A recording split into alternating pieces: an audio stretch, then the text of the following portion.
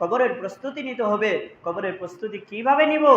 এই কবর তো কাউকে চিনে না, কবর তো প্রত্যেক দিন স্মরণ করে দিচ্ছে আমি কিন্তু একাকিত্বর ঘর, আমি কিন্তু নির্জন ঘর, আমি কিন্তু পোকামাকড়ের ঘর। অতএব প্রস্তুতি নিতে হবে। কবরে কিভাবে থাকবো? কবরে তো এই পৃথিবীর সব আলো একদিন আমার শেষ হয়ে যাবে। কবরে অন্ধকার, কবরে আমাকে শোয়ানো হবে। সেই দিন কোনো আলো থাকবে না, শুধুমাত্র আলো হবে, লাইট হবে আমার আমল, আমলে সালিহা। সেই দিন কেউ থাকবে না। আজকে যে অহংকার করে আমরা চলছি, যে সিকিউরিটি নিয়ে আমরা চলছি, সেই সিকিউরিটি সেই দিন থাকবে না।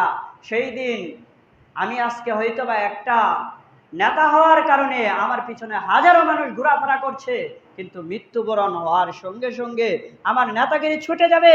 আমার নেতাগিরি এমন ভাবে ছুটবে, সব অনুসারীরা চলে যাবে, আমার প্রাণপ্রিয় স্ত্রীও আমাকে ছেড়ে চলে যাবে, আমার সন্তানরা আমাকে ছেড়ে চলে যাবে।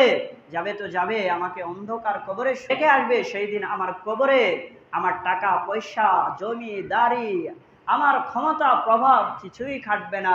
সেই দিন কবরে আমি নিঃস্ব। সেই দিন কবরে আমার কোনোই রূপায় থাকবে না, শুধু থাকবে আমার আমল। যদি আমার আমল ভালো হয় তাহলে আমি মুক্তি পাবো। আল্লাহ আমাদেরকে বুঝার তৌফিক দান করুক এবং কবরের কথা স্মরণ করে আমাদেরকে বাকি জিন্দেগি কাটানোর মতো তৌফিক দান করুক। আমিন।